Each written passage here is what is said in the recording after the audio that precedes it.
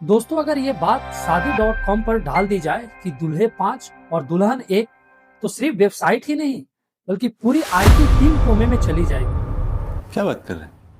लेकिन ये कोई मजाक नहीं, बल्कि हमारे भारत देश के कुछ पहाड़ी इलाकों की रोजमर्रा की जिंदगी है, जहाँ पे घर के कई भाइयों की शादी सिर्फ एक ही औरत से होती है।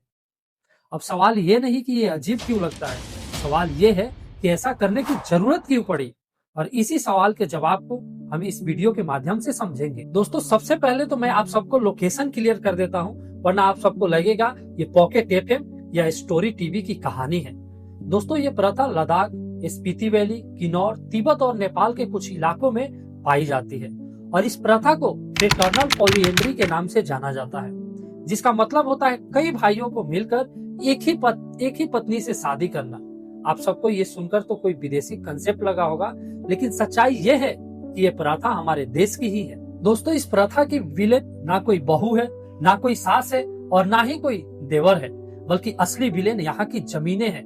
इन इलाकों में समतल जमीन से ज्यादा पहाड़े हैं, जिसपे खेती करना बेहद मुश्किल है। अब सोचिए, अगर 4 भाई है और सबने अलग अलग शादी कर ली तो क्या होगा।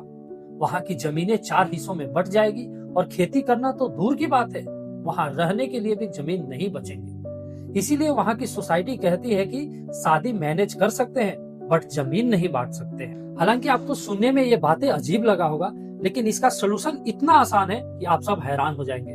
सोचिए, सारे भाई की एक ही पत्नी है, एक ही घर है और एक ही खेती है, और इसका रिजल्ट क्या होगा? जमीन सेफ रहेगा, परिवार भी छोटा होगा, खेती भी चलती रहेगी और सबसे बड़ी बात, यहाँ पे सर्वाइवल भी आसान होगा।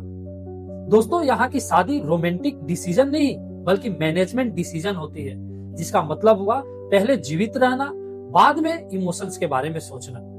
अब आपके मन में एक सवाल चल रहा होगा कि ऐसा करने से क्या भाई आपस में लड़ते नहीं, ज्वेलिसी नहीं होते या फिर कंफ्यूजन नहीं होती?